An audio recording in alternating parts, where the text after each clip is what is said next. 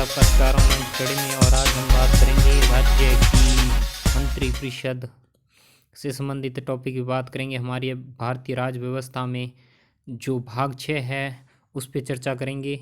इससे पहले हमारे राज्यपाल व मुख्यमंत्री टॉपिक हो चुके हैं। अब जो हमारा अगला टॉपिक रहेगा वो रहेगा मंत्रिपरिषद। यानी मंत्रिपरिषद होता है जो राज्य का, उसका क्या काम होता है, क्या योग्यताएं होती हैं, क्या उसके लिए प्रावधान किया गया है, उनके बारे में चर्चा करेंगे।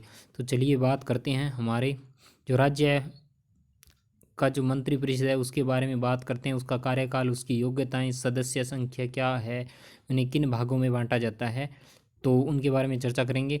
और एक बात कहते हैं दोस्तों, अगर आपको वीडियो अच्छी लगती है तो लाइक व शेयर ज़रूर करना। अगर ऐसा लगे कि ये वीडियो आपके लिए फ़ायदेमंद है तो चैनल को ज़रूर सब्सक्राइब करना। चलिए जी अपने आगे बात करते हैं। जो सबसे पहले मंत्रिपरिषद आता है, जो मिनिस्टर्स हैं, काउंसिल ऑफ मिनिस्टर्स हैं, मंत्रिपरिषद हैं, उनके बारे में पहले जानकारी ले लेते हैं। जिस प्रकार केंद्रीय मंत्रिपरिषद में केंद्र सरकार की महत्वपूर्ण भूमिका होती है, उसी प्रकार राज्य में किसकी भूमिका होती है? वो होती है जी राज्य मंत्रिपरिषद की। ये केंद्र में मंत्रिपरिषद है और ये राज्य में मंत्रिपरिषद है। जिस तरीके से केंद्र में सीएम होता है, इधर केंद्र में पीएम होता है और राज्य में सीएम होता है, उसी तरीके में केंद्र की जो मंत्रिपरिषद होती है वैसी राज्य की मंत्रिपरिषद होती है। तो उनके वैसे का वैसा ही कार्य है, यानी जो ढांचा हमने रखा है वो केंद्र वाला ढांचा हमने राज्य में रखा है। चलिए हम बात करते हैं मंत्रिपरिषद के बारे में कि अनुच्छेद 163 के अनुसार राज्यपाल सविवेक तथा मंत्रिपरिषद की सहायता एवं सलाह के अनुसार कार्य करेगा। मुख्यमंत्री राज्यपाल के माध्यम से मंत्रिपरिषद का निर्माण करेगा। यहाँ पर लिखा है अनुच्छेद 163 के तहत मंत्रिपरिषद की नियुक्ति कौन करेगा? राज्यपाल करेगा। मित्रों यहाँ पर एक नाम आया सविवेक। सविवेक का मतलब है अपनी मर्जी से। अपनी मर्जी में सभी हर समय अपनी मन मर्जी नहीं करेगा। कुछ कंडीशन इस तरीके से हो कि जैसे बहुमत, किसी को समान बहुमत ना मिला हो, यानी जो पूर्ण बहुमत ना मिला हो, मिली जुली अलग अलग सरकारें, तो राज्यपाल अपने सविवेक से किसी भी व्यक्ति को मुख्यमंत्री नियुक्त कर सकता है और या उन्हें मंत्री नियुक्त कर सकता है। लेकिन कंडीशन ये रहती है कि उन्हें बहुमत साबित करना होता है। तो ये बात है जी, एक अनुच्छेद 163 में ये बात कही गई है। इसको साथ साथ नोट करते रहना जी, आपको निश्चित रूप से फ़ायदा मिलेगा। आगे है मंत्रिपरिषद का कार्यकाल। इसका कार्यकाल कितना होता है? देखिए जी, सामान्य तौर पर इनका कार्यकाल 5 वर्ष का होता है, परंतु मंत्रिपरिषद का कार्यकाल विधानमंडल में बहुमत रहने पर निर्भर करता है। जो मंत्रिमंडल है, जब तक विधानमंडल में बहुमत रहेगा, यानी विधानसभा में बहुमत रहेगा, तब तक ये अपने पद पर बने रहते हैं मंत्रिपरिषद। अगर सीएम ने त्यागपत्र दे दिया तो संपूर्ण मंत्रिपरिषद भंग हो जाएगी। अगर जो बहुमत वाली सरकार है, अगर उनका बहुमत गिर गया तो संपूर्ण मंत्रिपरिषद को त्यागपत्र देना पड़ेगा। ध्यान रखना जी इस बात का। आगे हम बात करते हैं इसके अतिरिक्त अनुच्छेद 356 क्या होता है? राज्य आपातकाल होता है। जब राष्ट्रपति शासन लागू हो जाए तो संपूर्ण मंत्रिपरिषद को भंग हो जाती है जी। इस बात का भी ध्यान रखना जी, क्योंकि प्रभावहीन हो जाती है। आगे हम बात करेंगे मंत्रियों की योग्यताएं, इनकी क्वालिफिकेशंस क्या होती है। जो मिनिस्टर्स होते हैं उनकी योग्यताएं क्या होती है? तो इनकी योग्यताएं देखिए जी, सभी मंत्रिपरिषद के सभी सदस्यों के लिए आवश्यक है कि विधानमंडल के किसी भी सदन का सदस्य हो, चाहे तो वो विधानसभा और विधान परिषद दोनों में से किसी का भी सदस्य होना चाहिए, तब वो मंत्री बन सकता है। अगर वो नहीं है, यदि कोई ऐसा व्यक्ति है जो विधान परिषद व विधानसभा का सदस्य नहीं है, तो उसे 6 माह के अंदर अंदर किसी भी सदन की सदस्यता लेनी अनिवार्य है। अगर वो नहीं लेता है तो उसे अपने पद से त्यागपत्र देना पड़ेगा जी। आगे हम बात करते हैं मंत्रिपरिषद के सदस्य संख्या। मंत्रिपरिषद की सदस्य संख्या कितनी हो सकती है? कहने का भाव है कि मंत्री कितने हो सकते हैं, कितने को मंत्री बनाया जा सकता है। देखिए जी, 2003 से पहले ऐसी कोई बात नहीं थी, लेकिन 2003 में क्या, 2003 से पहले ये देखा गया था कि मंत्री अधिक बना दिए जाते हैं, जो कि जनता पर भार बढ़ जाता है। तो एक संसद ने संविधान संशोधन किया और उन्होंने केंद्र में भी यही नीति रखी और यही राज्य में रखी। तो 91वां संविधान संशोधन होता है, 91वां संविधान संशोधन होता है 2003 में, जिसमें यह कहा गया था कि जो विधानसभा की कुल संख्या है जितनी भी है उसका 15% से अधिक नहीं होना चाहिए। मान लीजिए अपने राजस्थान में 200 विधायकों की सदस्य, विधानसभा में कितने सदस्य हैं? 200। तो इसका जो 15% होना चाहिए, 15% लगभग 30 सदस्य होंगे, वो प्लस सीएम सहित होंगे। अलग सीएम नहीं होगा, 30 हो सकते हैं। अगर 31 होते ही संविधान का हनन हो जाएगा और उन्हें तुरंत प्रभाव से त्यागपत्र देना पड़ेगा सभी मंत्रिपरिषद को, ध्यान रखना जी इस बात का। आगे हम बात करते हैं केंद्र शासित प्रदेशों में ये बात लागू नहीं होती है, क्योंकि कुछ केंद्र शासित प्रदेश है जहाँ पर ये लागू नहीं होती है। तो वो राज्य में न्यूनतम मंत्रियों की संख्या 12 सदस्य निहित की गई है। एक बात का ध्यान रखना, जो विधान परिषद में विधानसभा में या विधान परिषद में कुल मंत्री परिषद कितने होने मंत्री कितने बनाए सकते हैं, उस विधानसभा की 15% सीटों से, विधानसभा की 15%। लेकिन केंद्र शासित प्रदेश में 12 सदस्य का है, 12% नहीं कहा गया, ध्यान रखना 12 सदस्य से कम नहीं होनी चाहिए। आगे हम बात कर रहे हैं मंत्रियों का कार्य विभाजन। अब इनका डिवीजन ऑफ मिनिस्टर्स, इनका जो कार्य विभाजन किस तरीके से किया जाता है, हम उनके बारे में चर्चा कर लेते हैं जी। तो होता क्या है जी, मंत्रियों के काल विभाजन राज्यपाल मुख्यमंत्री के परामर्श के अनुसार करता है। यानी इन्हें विभाग बांट दिए जाते हैं कि आप स्वास्थ्य मंत्री हो, आप कपड़ा मंत्री हो, आप खाद्यान्न मंत्री हो, कोयला मंत्री हो, पेट्रोलियम मंत्री हो, परिवहन मंत्री हो, इस तरीके से बांट दिए जाते हैं। तो उन्हें सभी अलग अलग बांट देते हैं और वो मुख्यमंत्री की सलाह से राज्यपाल उन्हें देगा जी। अंतर्गत प्राय एक ही प्रमुख विभाग, किंतु कभी कभी एक से अधिक विभाग भी रह सकते हैं। ऐसे हो सकता है जी, एक ही व्यक्ति को एक विभाग दिया जाता है, लेकिन कभी कभी 2 विभाग भी दे दिए जाते हैं। वो उनकी जो होने पर निर्भर करता है कि उनकी स्थिति किस तरीके की है अपने पार्टी के अंदर। आगे हम बात करते हैं, इसके अतिरिक्त प्रत्येक विभाग में सचिव होते हैं जी, अतिरिक्त सचिव, संयुक्त सचिव, उप सचिव और आदि स्थायी पदाधिकारी। कुछ स्थायी पदाधिकारी भी होते हैं जो उन विभाग में मदद प्रदान करते हैं जी। मान लीजिए किसी को स्वास्थ्य मंत्री बना दिया, तो उसके अंदर एक्सपर्ट्स होंगे, जो स्वास्थ्य मंत्री को परामर्श देंगे कि आप ये नीतियाँ बनाइए, ये राज्य के हित में है। वैसे नेता को क्या पता होता है कौन सी नीतियाँ अच्छी कौन सी नहीं, ये एक्सपर्ट्स होते हैं, सचिव्स होते हैं, वो उन्हें राय देते हैं। तो ये उनके महत्वपूर्ण कार्य है। मंत्रियों द्वारा शपथ ग्रहण। अब इन्हें शपथ ग्रहण कैसे होता है, शपथ भी ग्रहण करते हैं ये जो मंत्री होते हैं। तो ये शपथ ग्रहण करने से पहले मुख्यमंत्री तथा अन्य मंत्रियों को राज्यपाल के समक्ष 2 शपथ लेनी होती है। ये कितनी शपथ लेते हैं, 2 लेते हैं। आर्टिकल नंबर 164(3) के तहत ये अपनी शपथ लेते हैं। इसको नोट कर लीजिएगा, महत्वपूर्ण है जी। तो ये 2 शपथ कौन कौन सी लेते हैं, ये देखिए जी। पहली शपथ लेते हैं ये पद के कर्तव्य पालन की, यानी वो पद की गरिमा को बनाए रखेंगे, और दूसरी गोपनीयता की शपथ लेते हैं, वो गोपनीयता की शपथ लेते हैं। तो ये 2 होती हैं जो शपथ वो सीएम और उसके मंत्रिपरिषद के सभी सदस्य लेते हैं जी। अब हम बात कर रहे हैं, आपसे पिछली वीडियो में मैंने एक प्रश्न पूछा था कि विश्व की पहली महिला जो प्रधानमंत्री है किस देश की बनी थी, वो श्रीलंका की थी, सिरिमावी भंडारनायके थी, श्रीलंका की थी। बहुत से विद्यार्थियों ने इसका उत्तर दिया, वो साधुवाद के पात्र हैं। और आप कमेंट बॉक्स में आप जो भी आपसे प्रश्न पूछा जाए उसका उत्तर आप दीजिए, भले ही आप गलत दो लेकिन उत्तर जरूर दीजिए। और एक बात ये कहूँगा, आपकी कोई भी समस्या हो इस टॉपिक से रिलेटेड या किसी भी प्रकार की, आप कमेंट कीजिए, आपको निश्चित रूप से उसका उत्तर दिया जाएगा जी। आगे हम बात करते हैं, एक आज नया प्रश्न और पूछ लेते हैं जी साथ साथ में जी। राजस्थान के सर्वाधिक लंबे कार्यकाल वाले दूसरे मुख्यमंत्री कौन से, आपने बताना है जी कमेंट करके कि दूसरे मुख्यमंत्री कौन है जिनका सर्वाधिक लंबा कार्यकाल था। ये पहला प्रश्न है। दूसरा प्रश्न आपका है,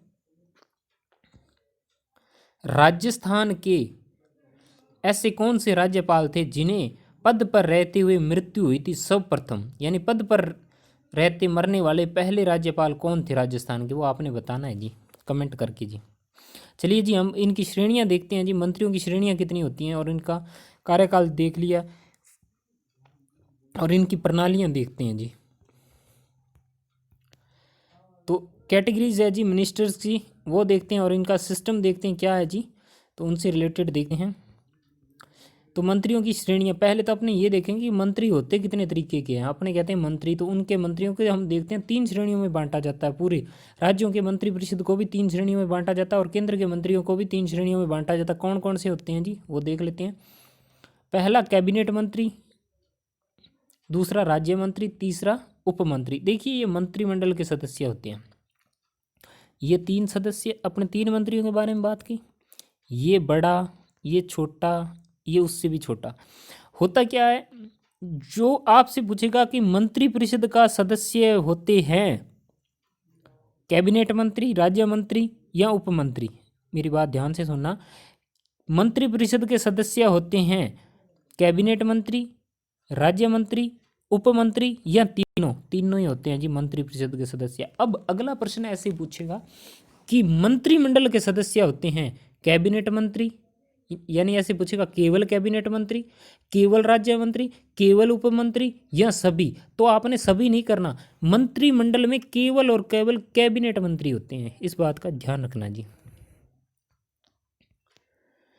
आगे हम बात करते हैं कैबिनेट, जो कैबिनेट के सदस्य होते हैं वह सबसे महत्वपूर्ण होते हैं, क्योंकि देखो कैबिनेट, मैंने इसको ए पॉइंट दिया था, सबसे महत्वपूर्ण होंगे। कैबिनेट द्वारा सामूहिक रूप से शासन की नीतियों का निर्धारण किया जाता है, यानी जो भी नीतियां बनती हैं राज्य में उनमें अहम भूमिका रहती है कैबिनेट मंत्रियों की, यानी वो कर्ता धर्ता अपने विभाग के वही होते हैं जी। तो कैबिनेट मंत्री होते हैं जो सामूहिक रूप से शासन की नीतियों को चलाते वही हैं, कैबिनेट मंत्री होते हैं। बाकी दूसरे वाले हैं वो अधीन में कार्य करते हैं, ये सर्वोपरि होते हैं। आगे हम बात करते हैं दूसरे जो स्तर के हैं, जो राज्य मंत्री हैं, राज्य मंत्री होते हैं दूसरे स्तर के। पहले स्तर के कौन हो गए? कैबिनेट मंत्री। और दूसरे स्तर के कौन हो गए? राज्य मंत्री। कुछ राज्य मंत्रियों को तो स्वतंत्र रूप से किसी भी विभाग की प्रधानता प्राप्त स्थिति प्राप्त होती है, और कुछ राज्यों के मंत्री, राज्य मंत्री हो जो कैबिनेट के साथी के रूप में कार्य करते हैं। देखिए जी, ये राज्य मंत्री क्या है? ये कैबिनेट मंत्री हो गया। देखिए ये एक विभाग है, स्वास्थ्य विभाग, इसके अंदर कैबिनेट मंत्री किसी को बना दिया, मान लीजिए ए को कैबिनेट मंत्री बना दिया। अब को इसको मदद करने के लिए एक छोटा मंत्री और दे दिया, बी दे दिया, यानी इसको मदद करेगा, यानी उस स्वास्थ्य विभाग है उसको मदद करेगा। लेकिन कुछ विभाग ऐसे ही है जो कैबिनेट मंत्री बनाना तो संभव नहीं हो पाएगा, लेकिन वो विभाग छोटा है। जैसे खेल विभाग है, जैसे खेल विभाग है यानी गेम्स वाला है, वहाँ पर एक ही बना दिया जाता है, वो होता है राज्य मंत्री। तो वो अपने विभाग का सर्वोपरि होता है, वो इसके अधीन कार्य नहीं करता, वो सर्वोपरि होता है, इस बात का ध्यान रखना। अब जो तीसरे स्तर के होते हैं वो कौन से होते हैं? वो होते हैं उपमंत्री। उपमंत्री होते हैं तीसरे स्तर के, थर्ड क्लास के। ये क्या होता है? इनको मदद देने और इनको मदद देने के लिए होते हैं, लेकिन सामान्य रूप से देखा जाता है तो ये इसको ही मदद करते हैं जो उपमंत्री होते हैं। तो इस बात का ध्यान रखना, सबसे बड़े मंत्री कैबिनेट मंत्री होते हैं, दूसरे स्तर के राज्य मंत्री होते हैं और तीसरे स्तर के उपमंत्री होते हैं। ये 3 स्तर है जी, इनको ध्यान में रखना जी।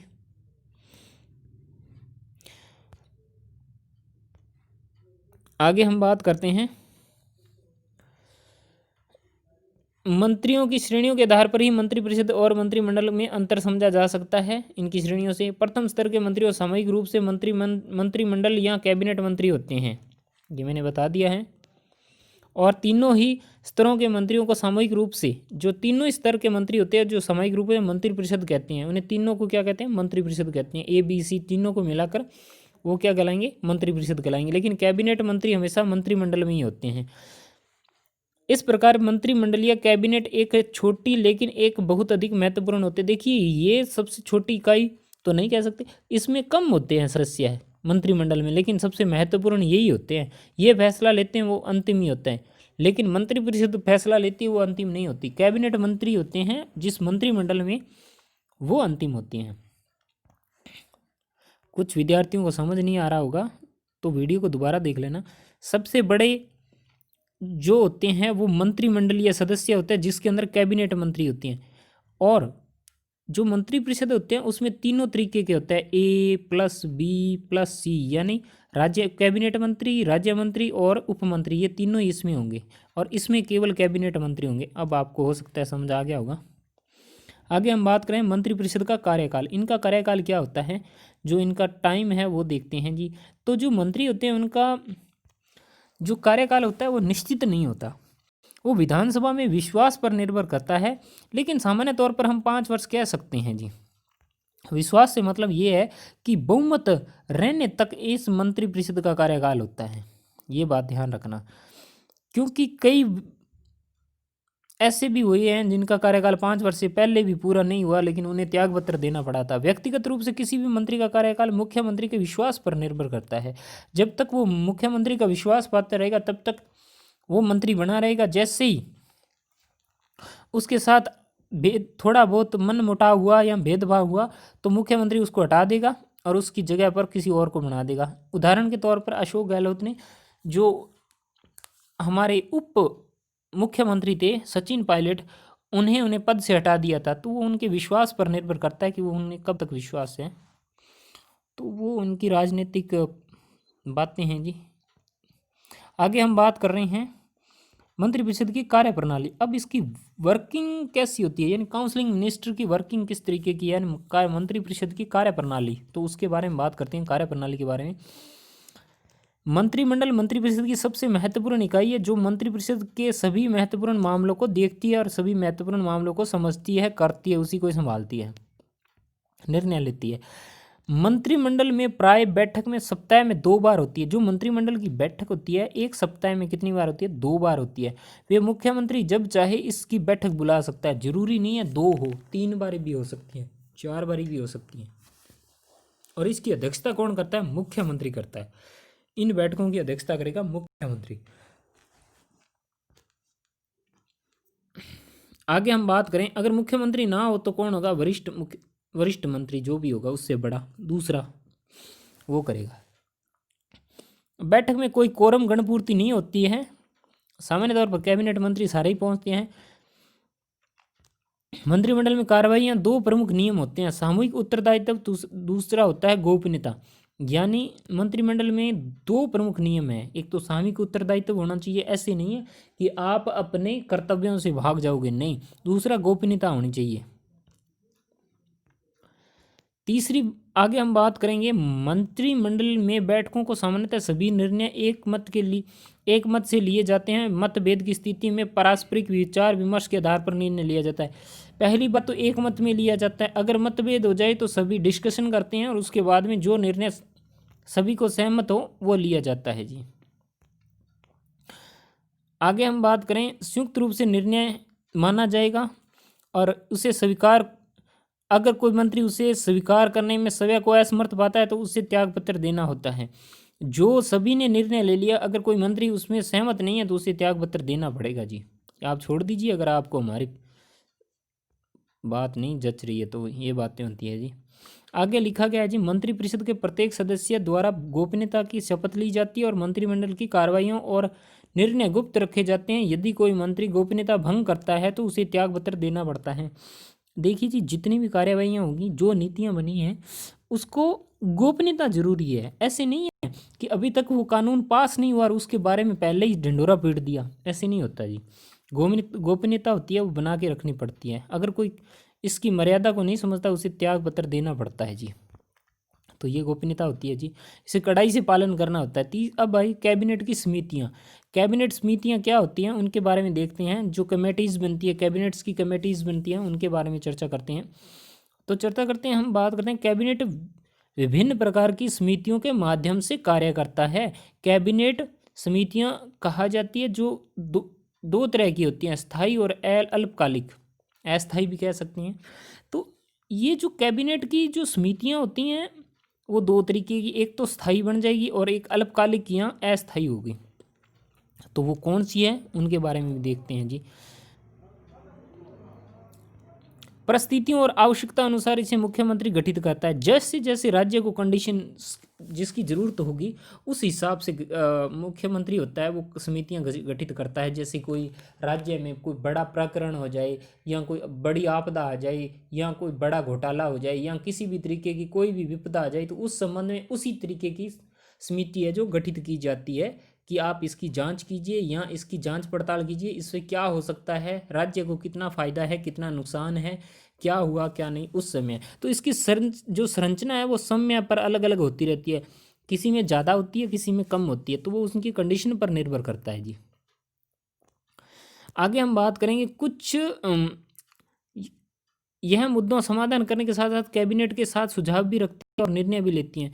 देखिए जी, इन मुद्दों का समाधान करती है जो कमेटीज बनाई जाती हैं और सुझाव भी रखती हैं और बाद में निर्णय भी लेती हैं। ये जो कैबिनेट की समितियां बनती हैं वो वाली, इसके हालांकि कैबिनेट के फैसले की समीक्षा की जा सकती है। जो कैबिनेट का जो भी फैसला होगा उसकी समीक्षा यानी उसकी जांच पड़ताल की जा सकती है। आगे हम बात करें सामूहिक उत्तरदायित्व। अब ये सामूहिक उत्तरदायित्व क्या होता है, सभी किसके प्रति उत्तरदायी होते हैं उसके बारे में बात करते हैं। तो मंत्रिपरिषद सामूहिक रूप से विधानसभा के प्रति उत्तरदायी होता है। देखिए, राज्य का जो मंत्रिपरिषद होता है वो सामूहिक रूप से विधानसभा के प्रति उत्तरदायी होता है, विधानसभा के प्रति उत्तरदायी होता है। एक बात का ध्यान रखना, जो केंद्र का मंत्रिपरिषद है वो सामूहिक रूप से लोकसभा के प्रति उत्तरदायी होता है, और राज्य का जो मंत्रिपरिषद है वो सामूहिक रूप से विधानसभा के प्रति उत्तरदायी होता है। यदि विधानसभा में किसी मंत्री के विरुद्ध अविश्वास प्रस्ताव पारित कर दिया जाए या किसी मंत्री द्वारा रखे गए विधेयक को अस्वीकार कर दिया जाए तो समस्त मंत्रिपरिषद को त्यागपत्र देना पड़ेगा। वही बात है, एक साथ डूबते हैं एक साथ तैरते हैं। अगर किसी एक के खिलाफ भी अविश्वास प्रस्ताव आ गया तो संपूर्ण मंत्रिपरिषद को त्यागपत्र देना पड़ेगा। और अगर किसी मंत्री ने जो विधेयक रखा है उसको दूसरे अस्वीकार कर दे तो संपूर्ण मंत्रिपरिषद को त्यागपत्र देना पड़ेगा। इस बात का ध्यान रखना जी। आगे हम बात करते हैं, इस प्रकार मंत्रिपरिषद का जो निर्णय लिए जाते हैं सभी मंत्रियों को उनका समर्थन करना होता है, चाहे व्यक्तिगत रूप से इस निर्णय से सहमत हो या ना हो, उसे हाँ करनी ही पड़ेगी। जरूरी है जी, ये कंडीशन है। आगे हम बात करेंगे नीति संबंधी मामलों का दोषी विरुद्ध सामूहिक रूप से उत्तरदायित्व होते हैं, लेकिन किसी मंत्री के भ्रष्ट आचरण या व्यक्तिगत दोष के लिए संबंधित मंत्री को उत्तरदायी होता है, समस्त मंत्रिपरिषद नहीं होती है।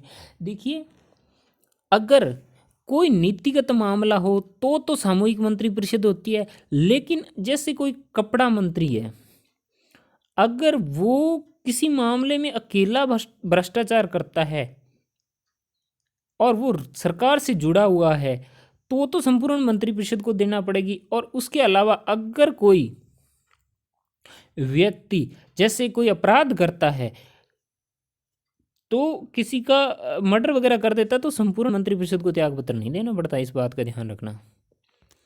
तो ये व्यक्तिगत पर संपूर्ण मंत्रिपरिषद को नहीं देना पड़ता, बाकी नीति संबंधी मामलों पर देना पड़ता है।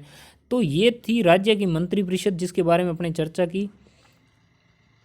इससे प्रश्न देखने को मिलेगा मित्रों, इसको थोड़ा सा ध्यान से देख लेना, हो सके तो साथ साथ में नोट करते रहना।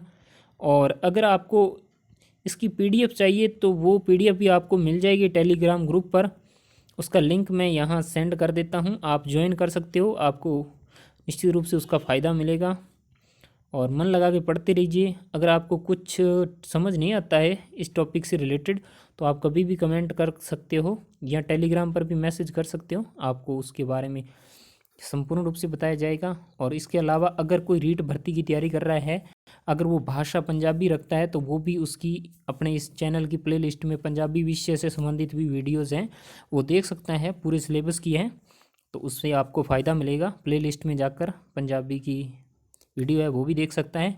आपको ये वीडियो कैसी लगी कमेंट करके ज़रूर बताना। मिलते हैं नेक्स्ट वीडियो में। जय हिंद, जय भारत।